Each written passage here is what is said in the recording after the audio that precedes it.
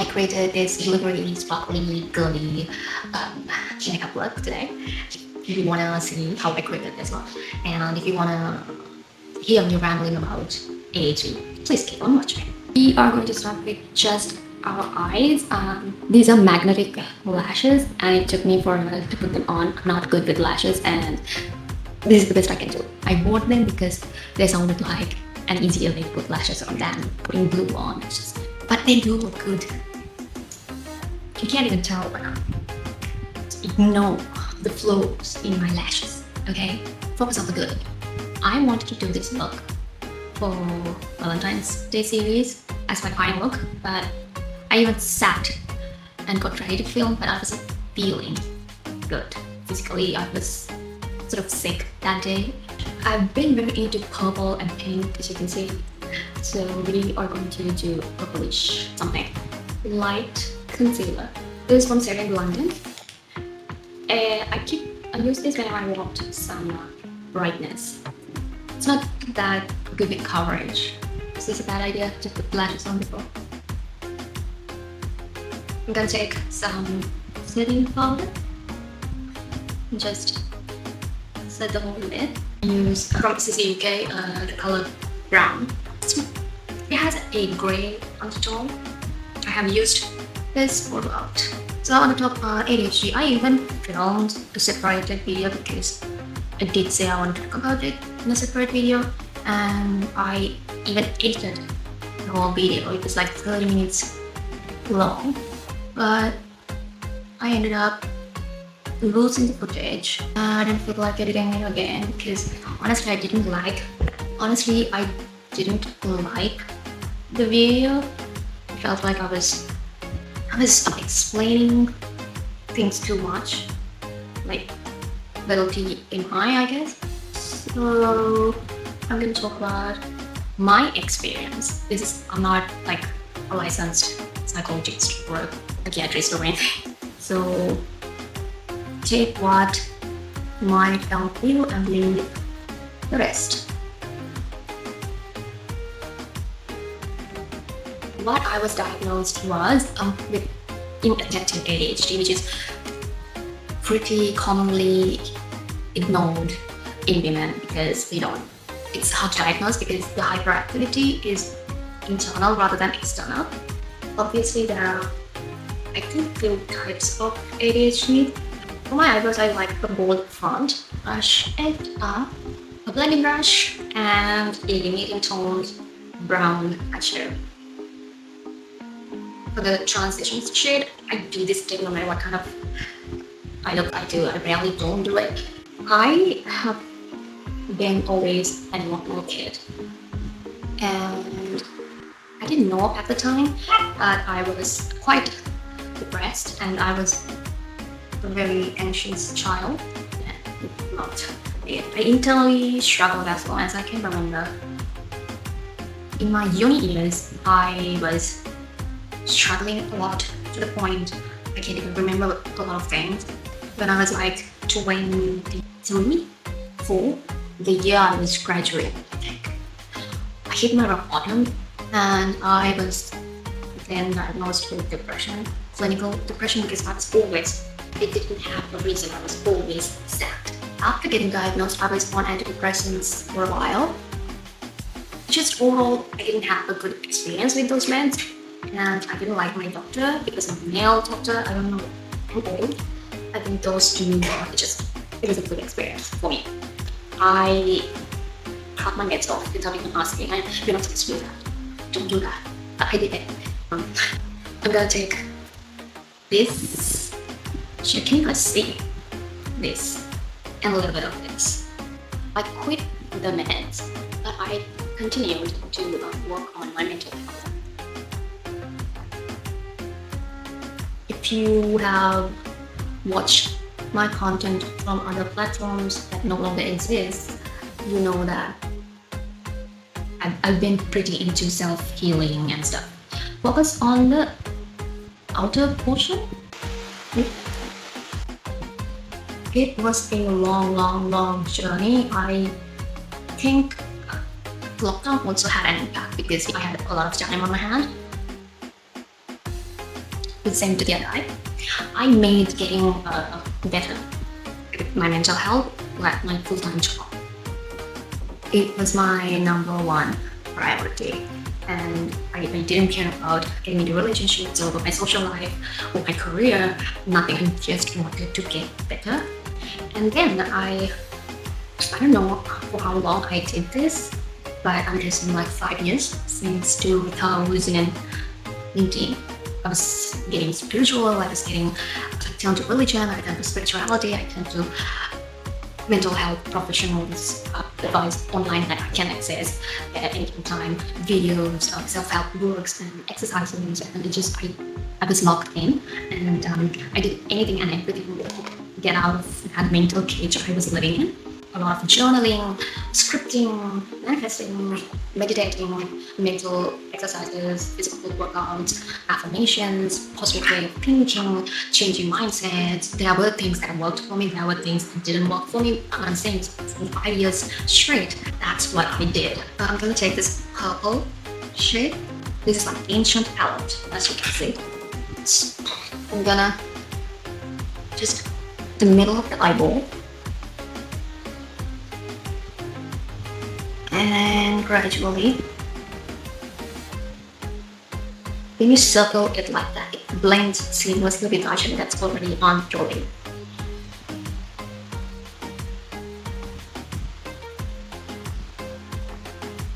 A little bit more in the center. During that time period, do the same together, right? During that time period, you come up across all the disorders and diseases that you could mentally have. And naturally, like anyone else, I checked with myself whether I have something or not. And then at first I thought I may have BPD, borderline personality disorder. I was pretty set on that for like a year. But then I came across ADHD. I came across other diseases as well, but I checked them out. It wasn't me. BPD was the only thing that made sense to me because my moods would swing back and forth. I was hypersensitive for a lot of things, and it just go hand in hand in ADHD and BPD. It's a common mistake. Saying blending brush when I take this in cream. When I came across ADHD, I didn't know what specific kind of ADHD I had, but it just made sense more than BPD did. Just focus on the corner. We don't want a lot of green, we just want that subtle bit of lime green. I denied having it for a while, but ADHD is not something you can get out of because it's genetic, you're born with it. I'm gonna take a pencil brush and take this brown. And then I was like, it's hard to ignore. I didn't think I should get any help because I was already done with school and university, just running from it along the direction. I was like, why do I need to get diagnosed? Because I'm working from home, I'm already pretty comfortable as it is, and which is very wrong because it doesn't affect just for schoolwork, it affects everything that you do in your life. From the minute you wake up in the morning until you sleep, everything in between is affected by ADHD. You're brushing your teeth, doing your laundry, running errands for groceries, your relationships. It got to a point I no longer can ignore it. Just because I'm not in school anymore doesn't mean I can't get out. Last year, I took a leap and booked an appointment 2 months in advance. I already paid for it, so that way I knew I wouldn't be able to bail if I wanted to. And we're gonna take a black eyeshadow, put it on top of the brown we just used, but don't cover the brown.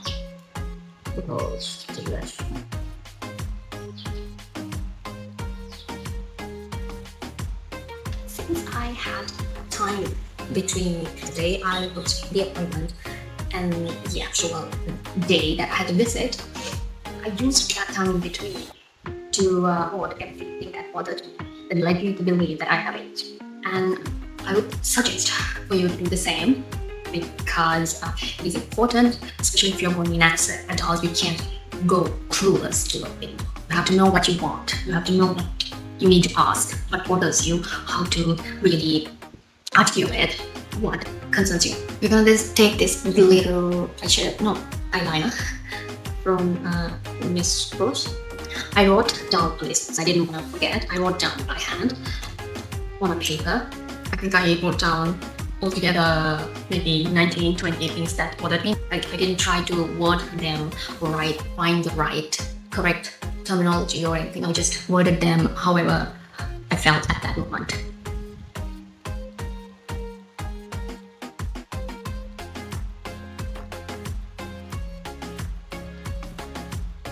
Just line across that crease. After going to the appointment, my doctor was pretty easy to talk to.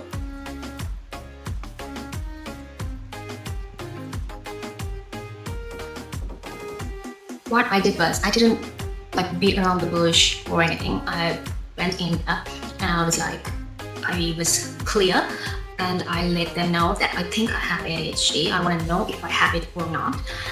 And I had them the list of symptoms I was worried about, and then it was a pretty easy diagnosis because it was clear as day for the doctor that I have ADHD. And then from then I was given medication. Of course, our diagnosis is it's unique to every person. Yeah, then it was smooth sailing after that. I walk a lot better. I can sit still a lot better for a longer period of time. My moods were improving, and you won't notice a huge difference at first, and over time you are going to see some difference and improvement when you compare. Sometimes I felt like, there's not much of a difference. I'm the same. Then I started to compare my past self and myself on the meds. There's a vast difference. You just don't feel it at the moment unless you compare. It is important to do your research before going to a doctor, and ask around how it happens, and if you don't have anyone in your life to ask around, it's what the internet is for.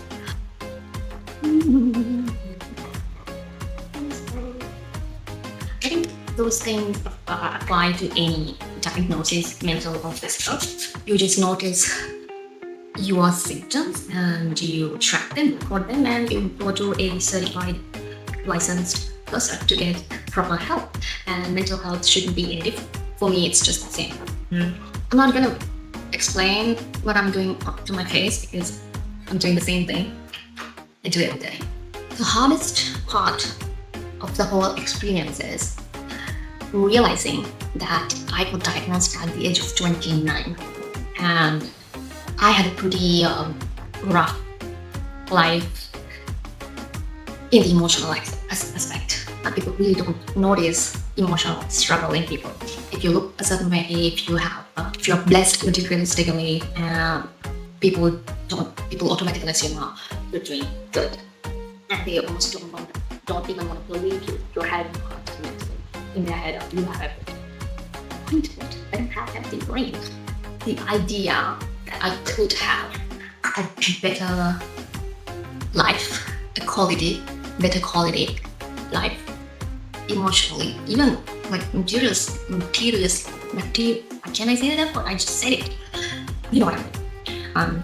The life I could have had, I was diagnosed at a proper age. That thought is very almost sad, and it's like you upgrading a version that you could have been if you had proper help, and your mind is thinking about every bad thing that you went through, and maybe they have nothing to do with ADHD, maybe they do, and you can't even know that because, like I said, ADHD affects every aspect of your life, not just school and work.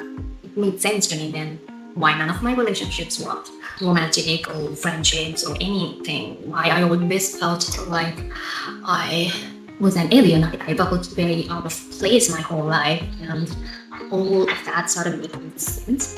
And I was heavily into daydreaming. You have to accept what's happened.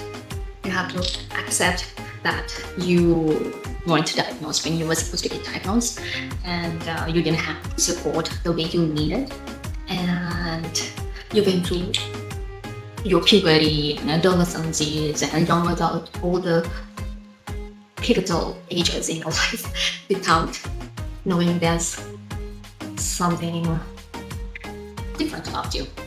And you gotta accept that because there's nothing else you can do. I know for a fact there are people who got diagnosed way later than 29, and ADHD is also genetic. I'm the first in my family line to get diagnosed, and I saw those things as a victory rather than a failure, because if you start to look at the whole thing as a way to be defeated, there's no point in getting diagnosed. You can't be a victim of your past your whole life. If you are also concerned, it doesn't have to be ADHD, it could be something else, something temporary or permanent. The first step of self-love or getting healthy is to notice that there is something that you need help with, and start with that. Because when I first recognized this, I was so concerned about what people might think, how am I going to get diagnosed, and in my head, there are no good doctors in Sri Lanka, because mental health is a little bit of a taboo topic in our culture, and I have to go to a different country to get properly diagnosed, and I was like waiting until for a chance to migrate or travel to get diagnosed. I made different excuses to not to go to the doctor. And do your research. Focus on one step at a time. You don't have to take all the steps on the first day. That's not how it works. You know how when you go to a school, you start with first grade, and eventually, with time, with things you learn, you grow, and you switch to a more suitable grade. And that's exactly how most of the things in life should be treated as. If you treat your life like a race, you're never going to be satisfied. I'm going to take the blush shade, this one. I'm taking that same glitter eyeliner.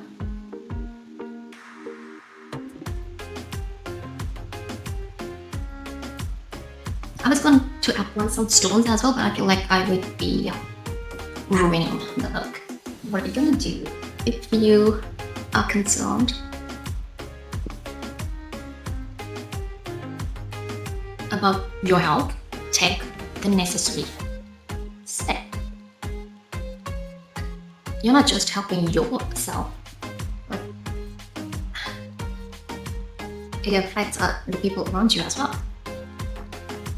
Taking care of your health is your responsibility, especially when you are an adult. I'm going to kind of want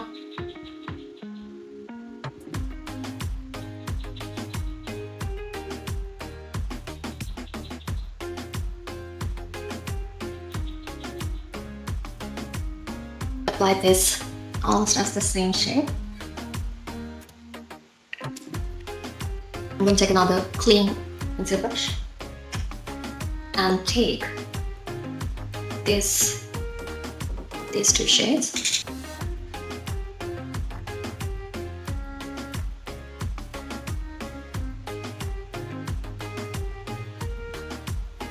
I'm just gonna create a subtle ombre effect rather than having a harsh one.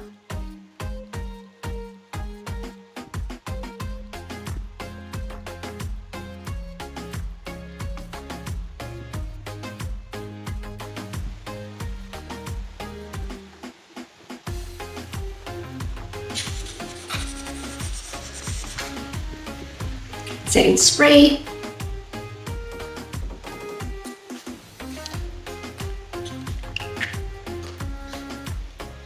If you are also being diagnosed so late in life and you feel some sort of resentment from people who are around you, maybe communicate. If you can't, deal with that anger in a healthy way, because there's something we can do about the past now rather than learning and accepting from it.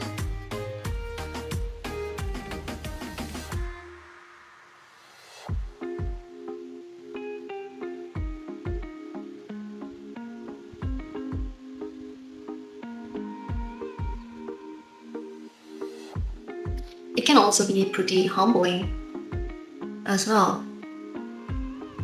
Also, it just reassures you that you weren't, it wasn't you. Like, I always thought maybe I'm stupid or I'm just weak, or like everybody else told me that I am weak-minded or something. But that wasn't the case. It's reassuring, it's comforting to know that it wasn't your fault. But that doesn't mean you can let it go that way your entire life. You have to take reasonable action when you can. This is the final result, and that's it for today's pretty makeup look and the pep talk session. Like, share, subscribe, and check out my Substack and my ebook. That's it. Bye.